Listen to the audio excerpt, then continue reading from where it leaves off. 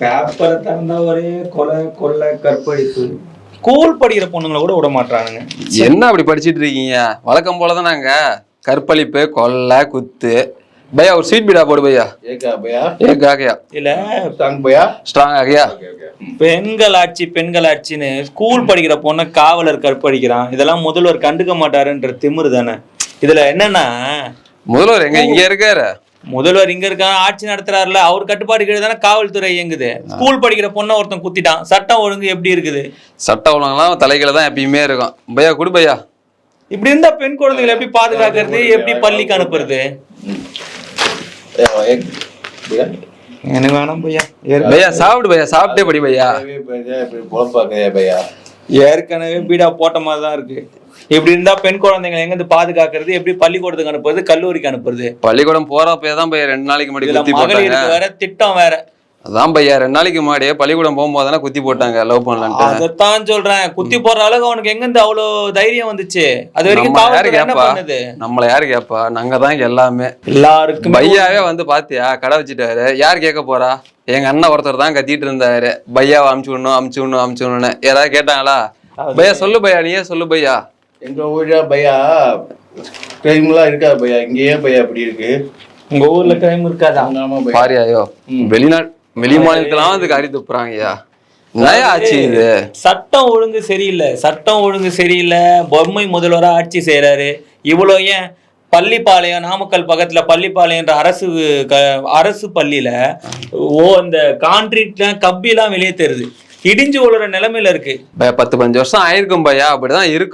அப்படிதான் இருக்கும்ல. அப்போ கல்வித்துறைன்னு ஒரு துறை இருக்கு, அன்பில் மகேஷ் பொய்யாமன்னு ஒரு அமைச்சர் இருக்காரு. இவங்களெல்லாம் சரி பண்ணணும்ல. காலை உணவு திட்டம் கொடுத்தா இந்த சாப்பாடு யார் போட்டது? முதல்வர். அன்பில் மகேஷ் யார் சொல்றீங்க? அன்பில் மகேஷ் ஃபாலோ பண்ண அவரா? அடடா, அவர் ரூல்ஸ் ஃபாலோ பண்ணியிருந்தா அப்புறம் எங்க அவர் கல்வித்துறைக்கு வந்திருக்க போறாரு? அதுதான், கல்வித்துறை அமைச்சரா இருந்துகிட்டு இதெல்லாம் கண்டுக்க மாட்டாரு. காலை உணவு திட்டத்துல குழந்தைகிட்ட போய் இந்த சோறு யார் போட்டானா ஸ்டாலின் போட்டதுன்றாரு.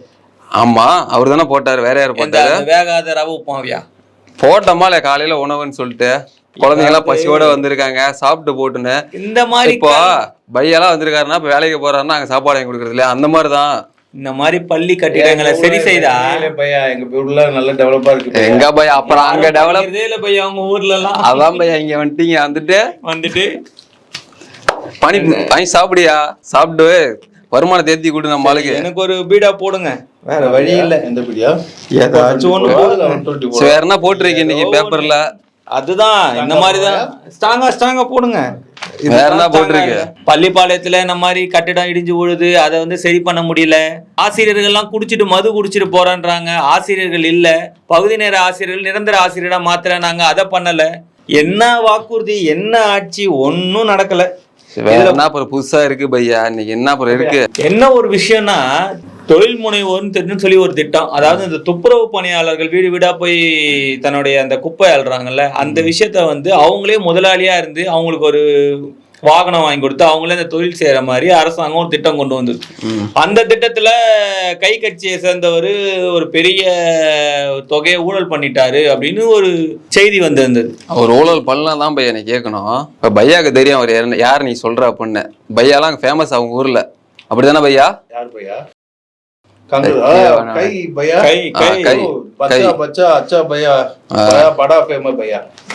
இங்க அவரு லண்டன்ல காலேஜ் கட்டிட்டாரு, 150 கோடி ஊழல்ன்றாங்க.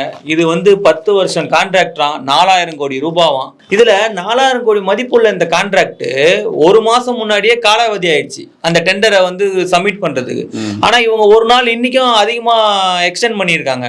யாருக்கு கொடுக்க போறாங்க இந்த ஒப்பந்தத்தை? எதுக்கு இந்த தமிழக அரசு இதை தாமதப்படுத்துது? இத மேயரும் கேட்க மாட்டாங்க. சென்னை மாநகராட்சி மேயர் பிரியா கவனத்தில் தானே வரும்.